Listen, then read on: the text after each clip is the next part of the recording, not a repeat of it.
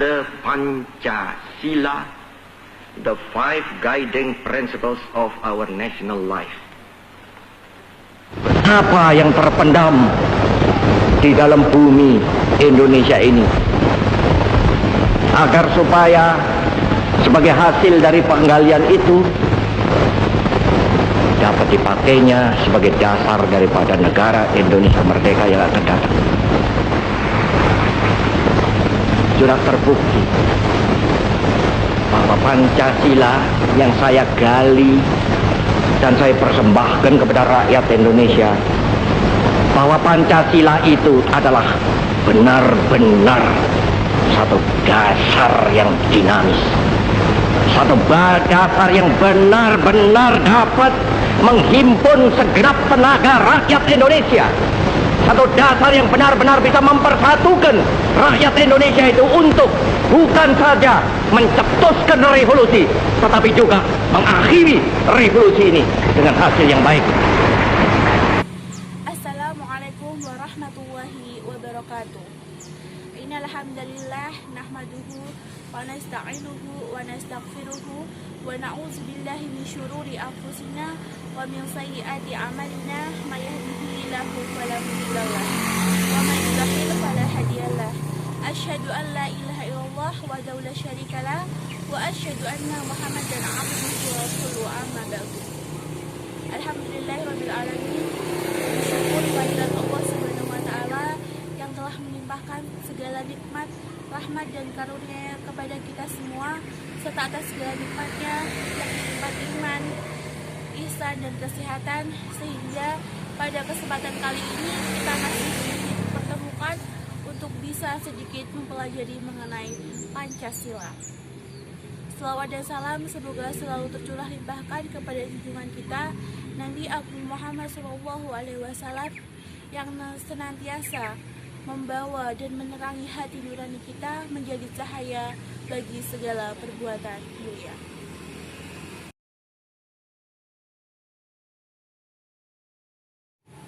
Pancasila merupakan ideologi dasar negara Indonesia dan menjadi landasan keputusan bangsa Indonesia yang mencerminkan kepribadian bangsa dan sebagai dasar dalam mengatur pemerintahan negara.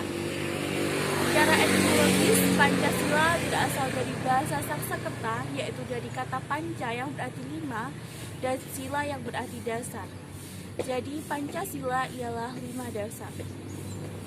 Menurut Insinyur Soekarno, Pancasila merupakan isi jiwa bangsa Indonesia secara turun-temurun yang sekian abad lamanya terpendam bisu oleh kebudayaan Barat.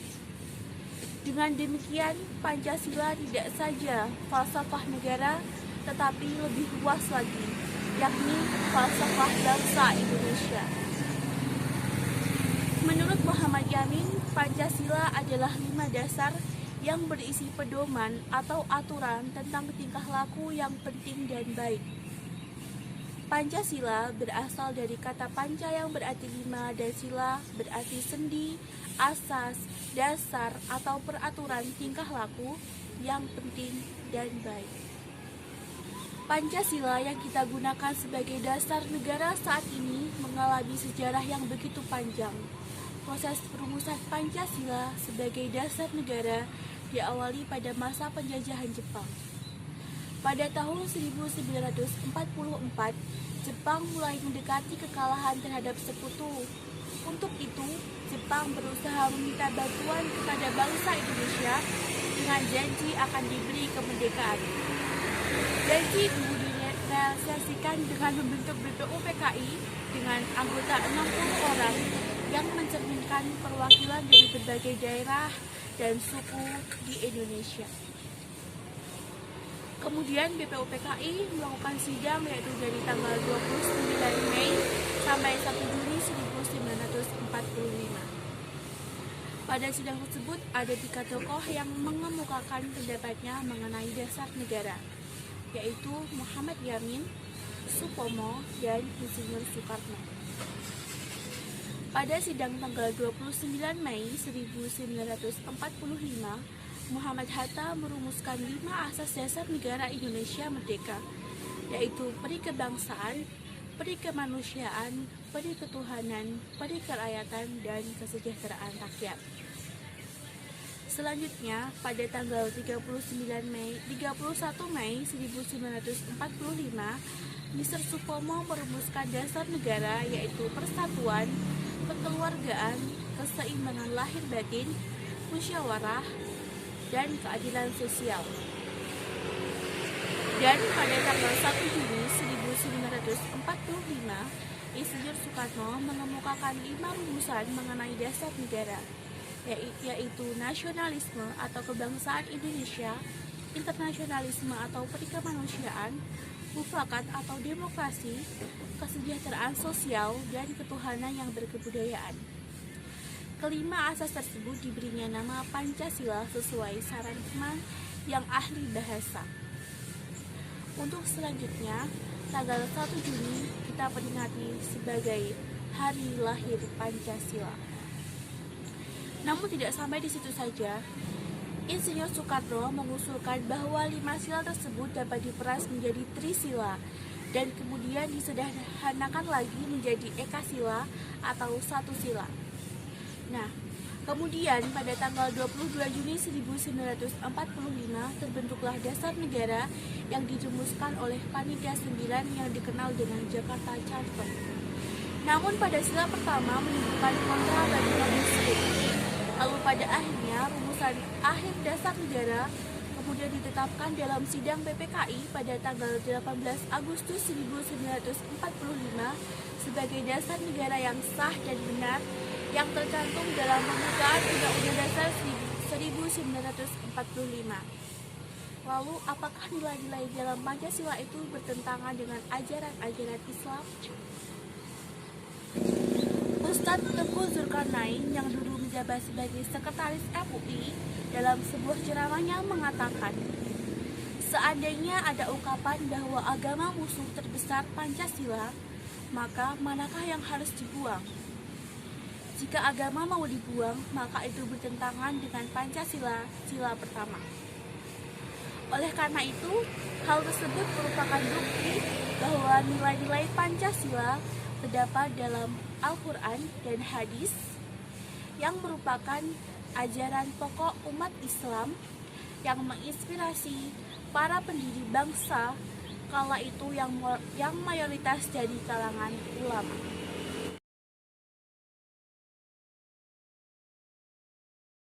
Sila pertama dalam Pancasila atau Hablum Minallah sudah dijelaskan dalam Al-Quran, yaitu dalam surat Al-Ikhlas ayat 1-4 yang artinya, katakanlah, dialah Allah yang Maha Esa. Allah adalah Tuhan yang bergantung kepadanya segala sesuatu. Dia tidak beranak dan tiada diperanakan. Dan tidak ada seorang pun yang setara dengan dia. Surat ini meliputi dasar yang paling penting dari risalah Nabi, yaitu mentauhidkan Allah dan menyucikannya. Keesaan Allah meliputi 3 hal, yaitu Dia Maha Esa pada zatnya, Maha Esa pada sifatnya, dan Maha Esa pada afalnya. Maha Esa pada zatnya berarti zatnya tidak tersusun dari beberapa zat atau bagian. Maha Esa pada sifatnya berarti tidak ada satu sifat makhluk pun yang menyamainya, dan Maha Esa pada afalnya berarti hanya Dialah yang membuat semua perbuatan sesuai dengan firman-Nya. Selain itu juga terdapat dalam Quran surat Al-Baqarah ayat 163 yang berbunyi, wa ilahukum ilahu wahid la ilaha illa huwa rahmanur rahim, yang artinya, dan Tuhanmu adalah Tuhan yang Maha Esa, tidak ada Tuhan melainkan Dia yang Maha Pemurah lagi Maha Penyayang. Berdasarkan tafsir Quraisy Shihab, ayat ini ditafsirkan bahwa sesungguhnya Allah yang kalian murnikan peribadatan kepadanya itu Maha Esa. Tiada Tuhan selain Dia, tiada kekuasaan selain kekuasaannya. Dia Maha Pengasih dan Penyayang pada hambanya yang telah diciptakan dan dijadikannya. Sedangkan tafsir ayat ini menurut Ibnu Katsir bahwa Allah Ta'ala memberitahukan bahwa hanya Dialah yang berhak atas segala macam ibadah. Tiada sekutu dan tandingan baginya. Dia Maha Esa dan Tunggal. Rob tempat bergantung yang tiada ilah selain Dia. Dan Dia Maha Pengasih lagi Maha Penyayang. Penafsiran mengenai kedua nama, Ar-Rahman dan Ar-Rahim, ini telah diuraikan pada pembahasan sebelumnya pada awal surat Al-Fatihah. Kemudian Allah Ta'ala menyebutkan dalil yang menunjukkan keesaannya dalam uluhiyah atau ibadah dengan penciptaan langit, bumi, dan segala yang ada di dalamnya, serta berbagai macam makhluk yang menunjukkan keesaannya.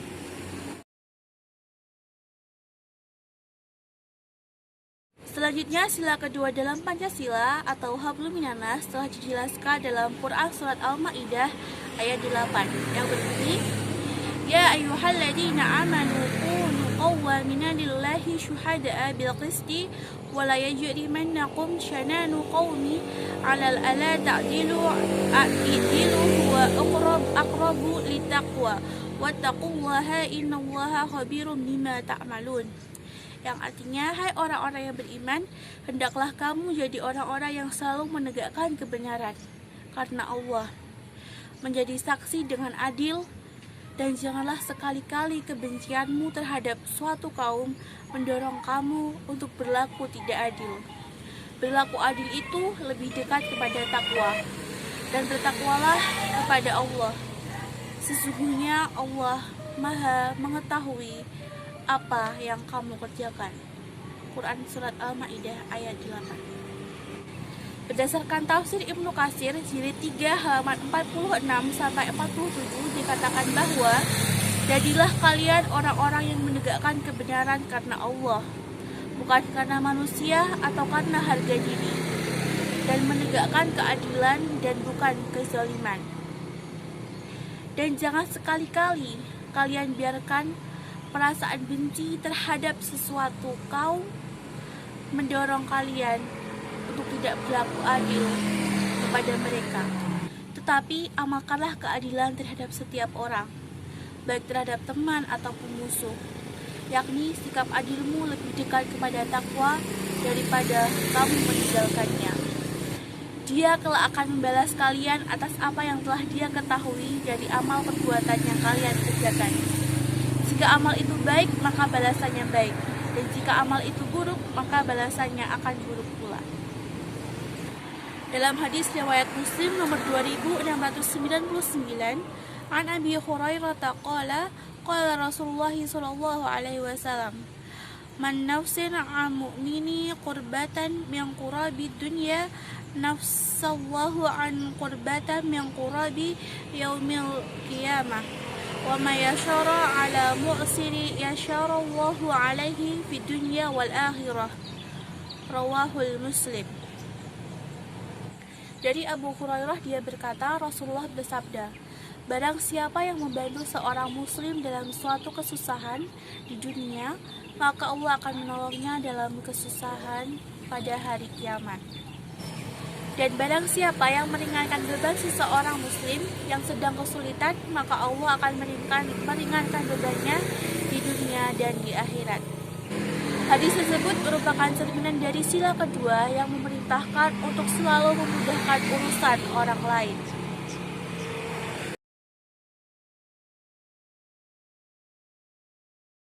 Sila ketiga yang berbunyi Persatuan Indonesia mencerminkan ide ukhuwah insaniyah atau persaudaraan manusia dan ukhuwah Islamiyah bagi sesama umat Islam.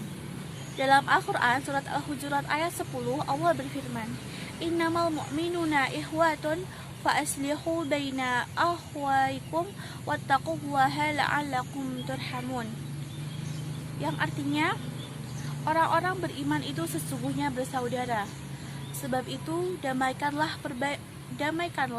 dan perbaikilah hubungan antara kedua saudaramu itu, dan takutlah terhadap Allah, supaya kamu mendapat rahmat.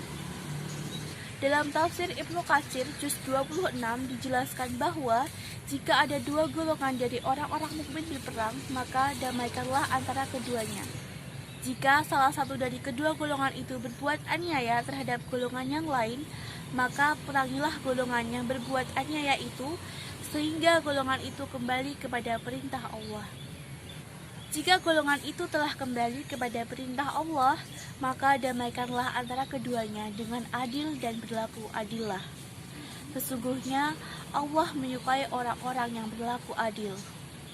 Sesungguhnya orang-orang mukmin adalah bersaudara, karena itu damaikanlah antara kedua saudaramu dan bertakwalah kepada Allah, supaya kamu mendapat rahmat. Dan jika ada dua golongan dari orang-orang mukmin berperang, maka damaikanlah antara keduanya. Rasulullah juga bersabda dalam hadis yang diriwayatkan oleh Abu Daud bahwa jangan menonjolkan atau suka membela golongan secara fanatik. Jadi persatuan akan terwujud apabila telah terjadi sikap toleransi yang tinggi antar sesama, sikap saling menghargai dan menghormati. Selain itu, dalam persatuan harus ditarik sifat persamaannya, bukan perbedaannya yang hanya akan menimbulkan perselisihan dan pertentangan.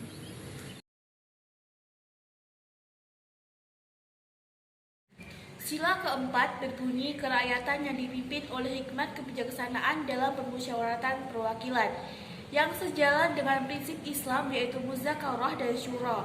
Prinsip syura merupakan dasar dari sistem kenegaraan Islam atau karakteristik negara Islam. Dan prinsip syura ada di dalam Pancasila. Ini membuktikan bahwa perumusan Pancasila diambil dalam bentuk musyawarah bersama berbagai kalangan untuk mencapai kesepakatan. Dalam Quran surat Asy-Syura ayat 38, Allah berfirman, A'udzu billahi minasyaitonir rajim. Bismillahirrahmanirrahim. Walladzina istajabu lirabbihim wa aqamus sholata wa amruhum syura bainahum wa mimma razaqnahum yunfiqun. Yang artinya, dan bagi orang-orang yang menerima atau mematuhi seruan Tuhannya dan mendirikan sholat, sedang urusan mereka diputuskan dengan musyawarat antara mereka, dan mereka menafkahkan sebagian dari rezeki yang kami berikan kepada mereka. Berdasarkan tafsir Al-Muyassar, Kementerian Agama Saudi Arabia terhadap ayat ini adalah bahwa orang-orang yang menjawab seruan Rabb mereka dengan cara melakukan perintahnya dan meninggalkan larangannya, mengerjakan sholat dalam bentuk yang paling sempurna. Orang-orang yang selalu bermusyawarah di antara mereka dalam urusan yang penting, dan orang-orang yang menafkahkan sebagian apa yang kami rezekikan kepada mereka dengan maksud mengharap wajah. Makna alternatif yang diterangkan oleh para mufasir adalah bahwa Rasulullah SAW memerintahkan untuk melakukan musyawarah bukan karena beliau membutuhkan pendapat mereka, melainkan karena ketika beliau menanyakan pendapat mereka, setiap orang akan berusaha berpikir keras untuk merumuskan pendapat yang terbaik dalam pandangan mereka, sehingga sesuai dengan suara hati masing-masing.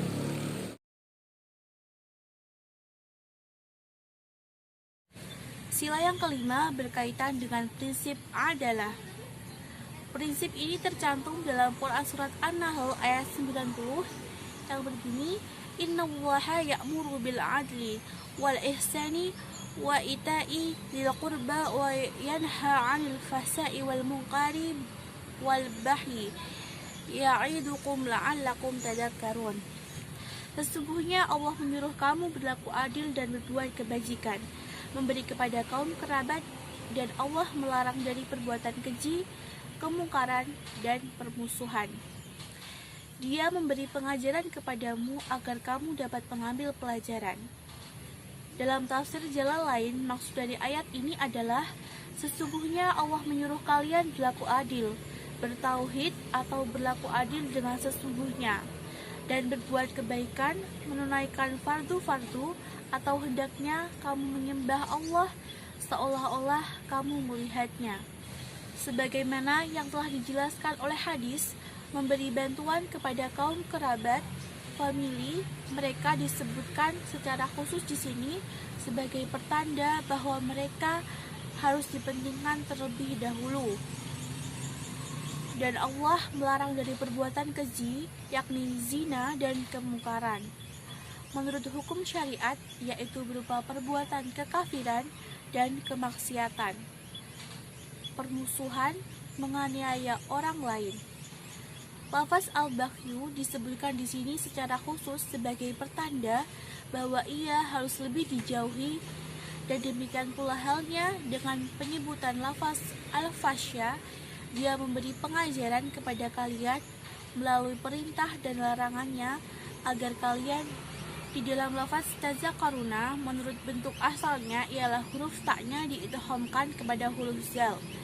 Di dalam kitab Al-Mustadrak disebutkan suatu riwayat yang bersumber dari Ibnu Mas'ud yang telah mengatakan bahwa ayat ini, yakni ayat 90 surat An-Nahl, adalah ayat yang paling padat mengandung anjuran melakukan kebaikan dan menjauhi keburukan di dalam Al-Quran.